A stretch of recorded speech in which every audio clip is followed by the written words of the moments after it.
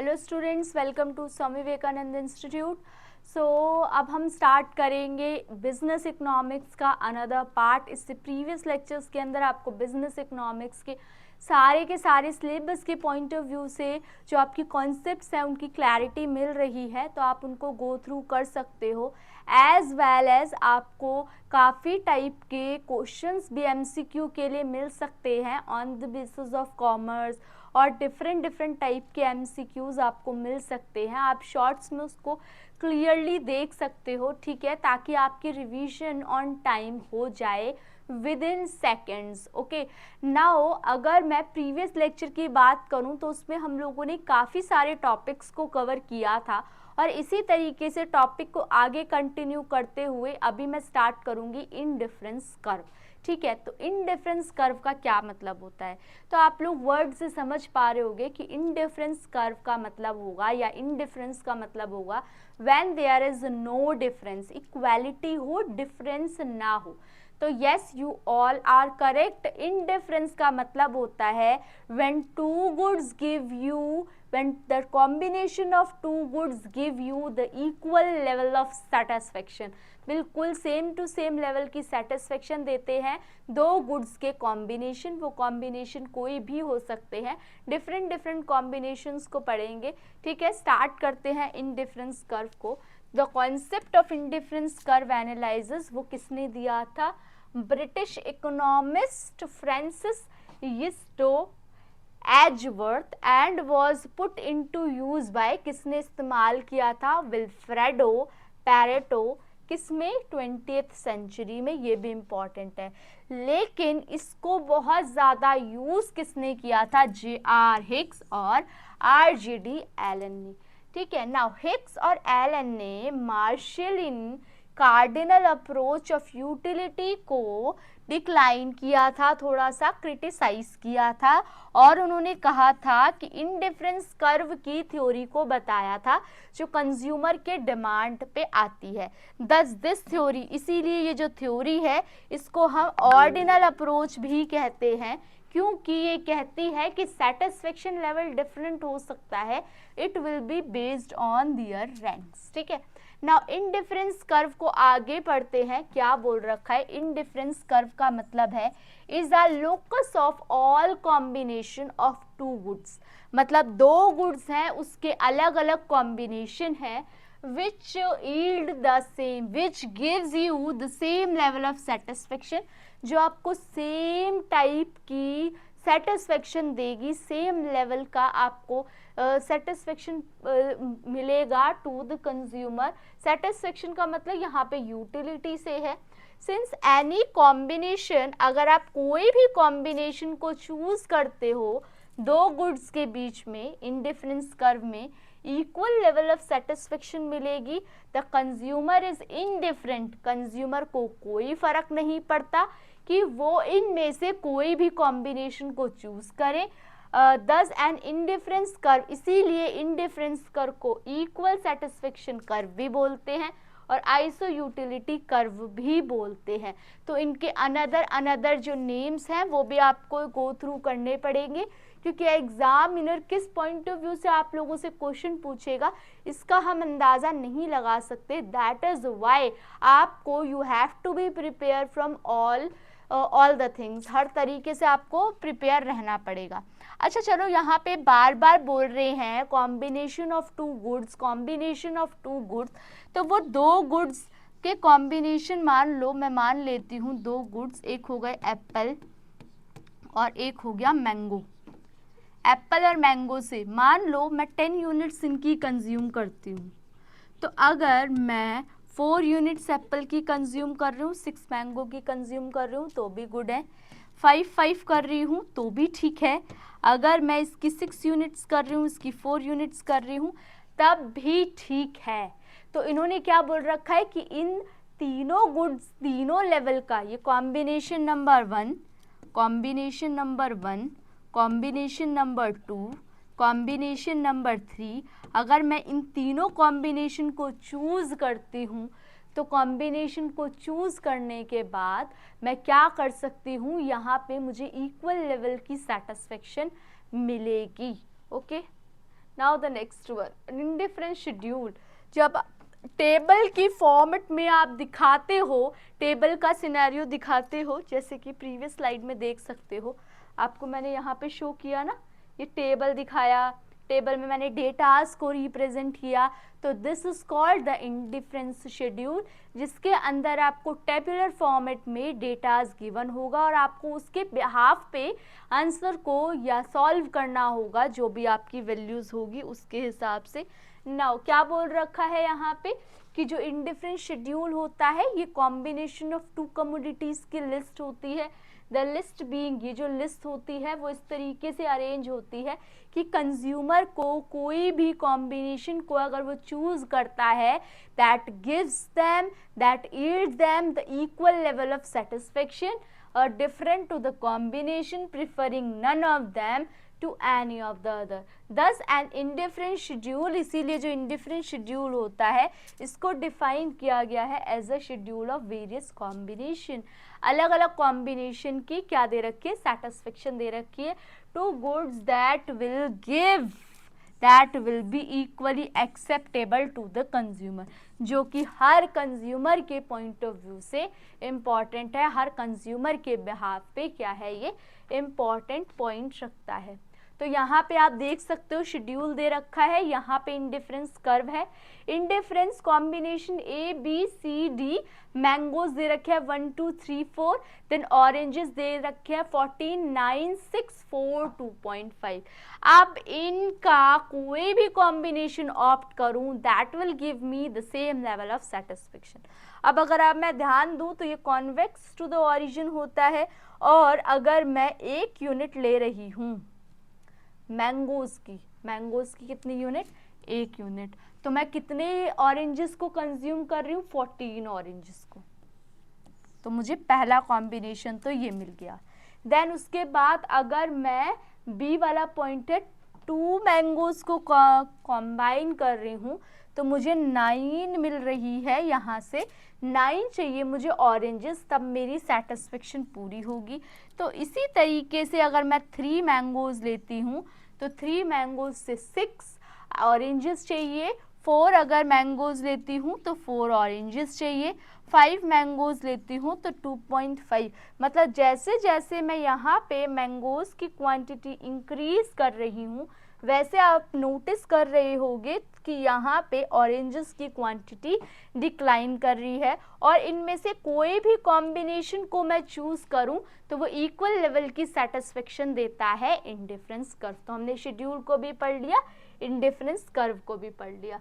Now indifference map क्या होता है, इंडिफरेंस मैप का मतलब होता है जब n नंबर ऑफ कर्व्स, जब 2 से ज़्यादा इंडिफरेंस कर्व एक ही ग्राफ पे, एक ही कर्व, मतलब कर्व अलग अलग होते हैं, एक ही ग्राफ पे प्लॉट होते हैं, तो उसको इंडिफरेंस मैप बोलते हैं। फॉर एग्जाम्पल लाइक दिस, ठीक है।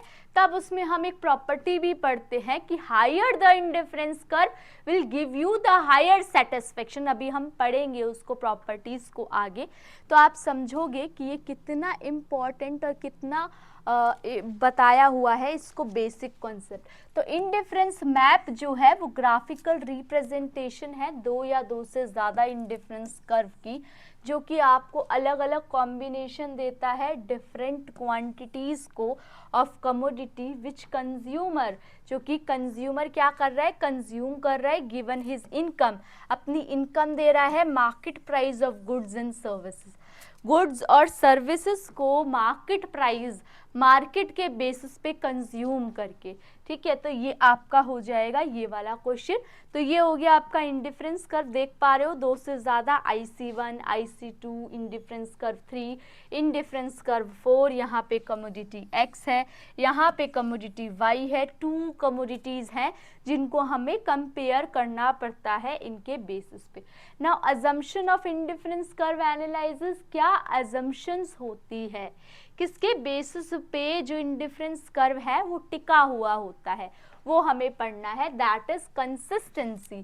कंसिस्टेंसी का मतलब होता है एक जैसा हर बार सेम कंसिस्टेंट। तो क्या बोल रखा है, ये अज्यूम करते हैं कि जो कंज्यूमर है is consistent in his choice, भले ही होता है नहीं होता। कंसिस्टेंट इन चॉइस का मतलब अगर मुझे एक कमोडिटी, मान लो फॉर एग्जांपल सपोज एक कमोडिटी पसंद आ गई है, तो मैं रेगुलर बेसिस पे उस कमोडिटी को कंज्यूम करती रहूँगी या यूज़ करती रहूँगी। There is exceptions always there, कि हर कोई हार्डकोर लॉयल नहीं होता। वो क्या करता है, कुछ लोगों का ऐसा होता है, प्रेफरेंस डिफर करता है, वो कहता है नहीं हर बार कुछ मुझे नया ट्राई करना है, इस ब्रांड पे स्टिक नहीं रहना है।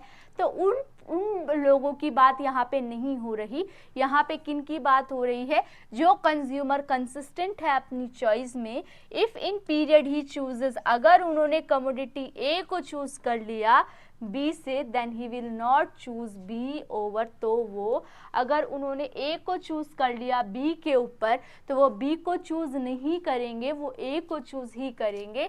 In another period if both the commodities, अगर दोनों, अगर इसी ही सिनेरियो को आगे बढ़ाऊं तो दोनों कमोडिटीज अगर अवेलेबल है इन द सेम अमाउंट, अगर सेम अमाउंट में अवेलेबल है, दिस कंडीशन सिंपली रिक्वायर, इस कंडीशन के अंदर क्या बताया गया है, that consumer taste poses a conceptually simple type of consistency. Consistency नाम से ही आप समझ पा रहे होंगे कि एक बार एक चीज़ ऑप्ट करने के बाद लगातार वो उसी ही सिनेरियो को फॉलो करेगा। ठीक है, नेक्स्ट अगर पॉइंट पे बात करूं तो परफेक्ट नॉलेज, ठीक है, ये भी एक तरीके से पूरा फुलफिल नहीं होता, क्योंकि ये अजम्पशन हर एक पर्सन को, हर एक नॉलेजेबल पर्सन नहीं होता, हर एक को इतनी नॉलेज नहीं होती मार्केट के बारे में या प्रोडक्ट के बारे में। कंज्यूमर को अज्यूम किया जाता है कि उसके पास कंप्लीट नॉलेज है कि वो किस टाइप के गुड्स अवेलेबल है मार्केट में, क्या उनके प्राइजेज हैं, क्या उनकी ऐसा सेटिस्फेक्शन लेवल है, कितनी कैपेसिटी है उनको सेटिस्फाई करने की। ही इज़ ऑल्सो अज्यूम्ड, वो ये भी मानता है टू नो हिज इनकम, अपनी इनकम को during his consumption planning period, consumption planning period से। नेक्स्ट इज टू गुड्स ही यहाँ पे इंक्लूडेड हैं, ठीक है, दो गुड्स, आप अपनी पूरी की पूरी इनकम इन दो गुड्स में ही लगाओगे। But is it our reality, क्या ये एक रियलिटी है कि जितनी आपकी इनकम है आप उसी दो गुड्स में लगाते हो? नहीं, इट्स नॉट रियल। ठीक है, तो ये अज्यूम किया गया है कि ये अज्यूम किया गया है consumer has a fixed amount of money, fix amount money है जो कि वो पूरी तरीके से दोनों गुड्स पे डिस्क्राइब कर रहा है। यहाँ पे प्राइजेस कांस्टेंट रहते हैं, प्राइजेस दोनों गुड्स के फ्लक्चुएट नहीं करते हैं। This is very restrictive assumption, यही मैं जो बोल रही हूँ उन्हीं बात को फॉलो किया गया है कि एक ये बहुत ही रिजिड टाइप की अजम्पशन है, क्योंकि रियलिटी के अंदर the consumer is deals with a large number of commodity, कि एक्चुअल में इन रियलिटी कंज्यूमर दो गुड्स के ऊपर स्टिक नहीं रहता, लार्ज नंबर ऑफ कमोडिटीज के ऊपर जाता है, तो इसीलिए ये रियल में नहीं है। This is a restrictive assumption is made to facilitate, ताकि graphic representation indifference curve का हो पाए, दैट इज वाई ये एक अजम्पशन दे रखी है। Next is taste and preference भी चेंज नहीं होगा, वो भी सेम रहेगा। तो कभी कभी चेंज होता भी है पर्टिकुलर पर्सन का टेस्ट एंड प्रेफरेंस डाउनवर्ड। अब यहाँ पे प्रॉपर्टीज, ठीक है, अभी तो हमने अजम्पशन बात करी थी, अजम्पशन में क्या क्या बात करी थी, टू गुड्स होते हैं, है ना, और क्या बात करी थी यहाँ पे जो अभी लास्ट वाला पढ़ा था टेस्ट एंड प्रेफरेंस होता है, टू गुड्स की तो हमने डिस्कशन कर ली, परफेक्ट नॉलेज होनी चाहिए, कंसिस्टेंट होना चाहिए। ठीक है, ये हमने अच्छे से डिटेल में स्टडी कर लिया। तो अब स्टार्ट करेंगे, रुको ये थोड़ा सा बैक करना पड़ेगा, हाँ, दैट इज डाउनवर्ड स्लोपिंग। जो इंडिफरेंस कर्व है अगर आप नोटिस करो तो it will be slightly like this, है ना, ऊपर से मूव करता है नीचे की तरफ, तो ये डाउनवर्ड स्लोपिंग होता है। Reason is MRS, marginal rate of substitution. जैसे जैसे एक कमोडिटी को बढ़ा रहे हो, अगेन दूसरी कमोडिटी वैसे वैसे डिक्लाइन कर रही है। जरा शेड्यूल पे दोबारा आते हैं, कुछ नोटिस करवाती हूँ मैं आप लोगों को। देख पा रहे हो मैंगोज जैसे जैसे एक एक यूनिट बढ़ रहे हैं वैसे वैसे ऑरेंजेस अपने हिसाब से डिक्लाइन कर रहे हैं। ये रीजन ही एमआरएस की वजह से होता है, जिसकी वजह से जो आपका बोल सकते हो इंडिफरेंस कर्व होता है वो कॉन्वेक्स टू द ओरिजिन भी होता है और वो डाउनवर्ड स्लोपिंग भी होता है, दोनों इसी की वजह से होते हैं। चलो, डिफरेंस कर्व जो होता है डाउनवर्ड है, इसका मतलब है that with the more consumption, जैसे जैसे आप एक गुड की कंजम्पशन को बढ़ाओगे जो दूसरी कंजम्पशन है गुड्स की वो कम होती जाएगी ताकि सेम टाइप की यूटिलिटी मेंटेन हो।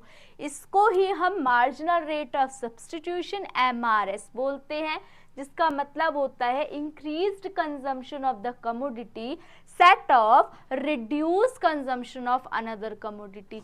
जैसे जैसे आप एक कमोडिटी की वैल्यू को बढ़ाते जाते हो दूसरे कमोडिटी की वैल्यू ऑटोमेटिकली डिक्लाइन करती है, जिसकी वजह से ये क्या दिखाता है, इंडिफरेंस कर्व नेगेटिवली स्लोप्ड होता है। Next is convex to the origin, again ये एमआरएस के डिमिनिश होने की वजह से होता है। Indifference curve are convex to the origin because of diminishing marginal rate of substitution. Marginal rate of substitution decline कर रहा है, जिसका कहना ये है कि as more and more we consume a single commodity, another commodity starts declining. तो वही बोल रखा है MRS diminish because of the decline in the marginal utility, जिसका मतलब होता है which means more and more consumption of one commodity, consumer की जो यूटिलिटी है वो डिक्लाइन करने लग जाती है and he is not willing to consume, वो और ज़्यादा कमोडिटी को कंज्यूम नहीं करना चाहता।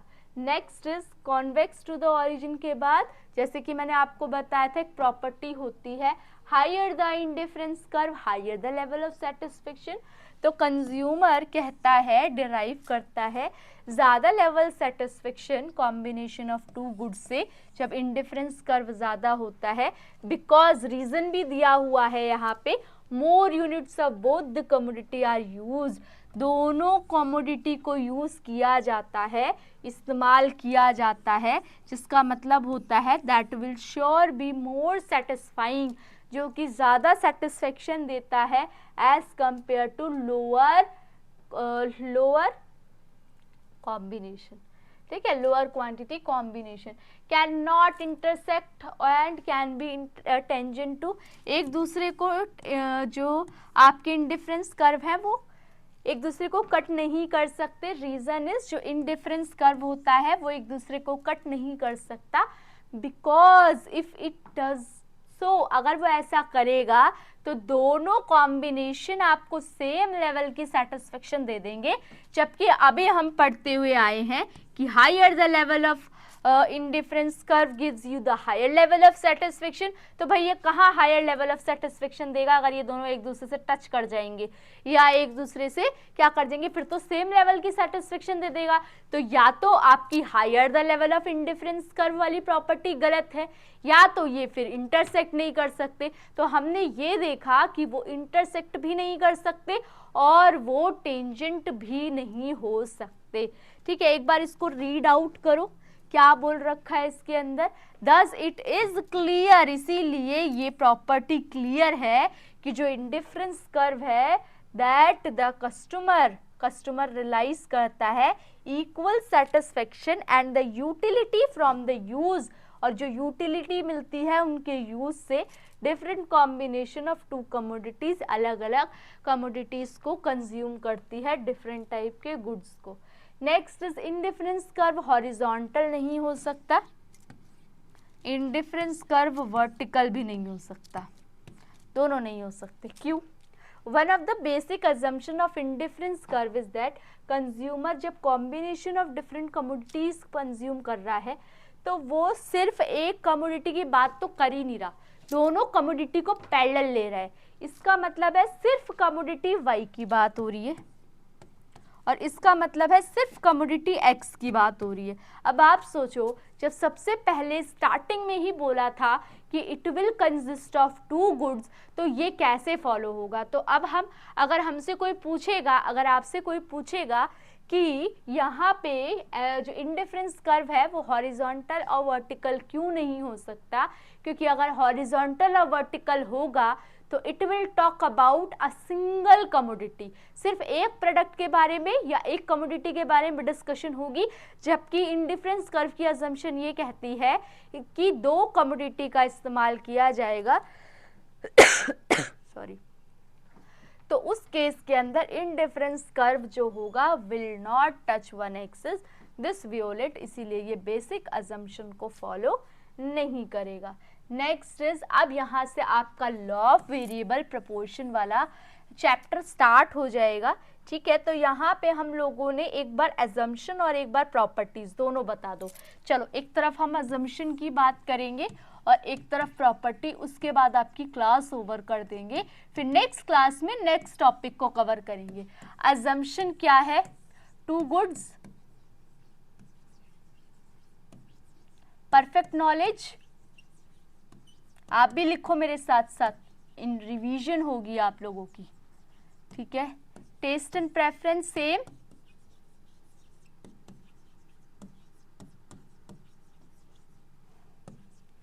कंसिस्टेंसी, ठीक है। इन चार की बात करी थी, एक बार आप देख सकते हो, इसमें टेस्ट एंड प्रेफरेंस लिख दिया, टू गुड्स लिख दिया, परफेक्ट नॉलेज लिख दिया, कंसिस्टेंसी, तो चारों पॉइंट हमने इलेबोरेट करके लिख दिए। नेक्स्ट इज, उसके बाद अगर मैं डिस्कशन करूं तो यहाँ पे हम बात करते हैं प्रॉपर्टीज की। प्रॉपर्टीज में क्या क्या होता है प्रॉपर्टीज की? तो सबसे पहले होता है कॉन्वेक्स टू द ओरिजिन। अब आप बोलोगे मैम इससे पहले भी तो एक था, हाँ वो भी लिख लो। Downward sloping,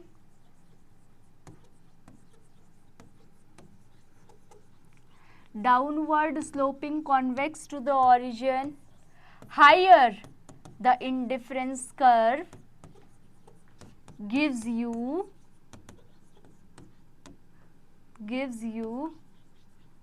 higher satisfaction। इसके अलावा 2IC will never intersect and tangent भी नहीं हो सकते, tangent to each other, and the last one is, जो IC होता है वो horizontal भी नहीं हो सकता, will never be horizontal, और वर्टिकल भी नहीं हो सकता, ठीक है। अच्छा, इसमें हम लोगों ने रीजन क्या दिया था? इसमें रीजन दिया था बिकॉज ऑफ MRS।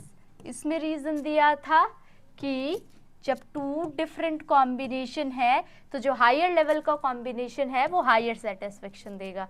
इसमें हमने क्या पढ़ा था? 2IC इंटरसेक्ट अगर करेंगे तो थर्ड वाला पॉइंट गलत हो जाएगा।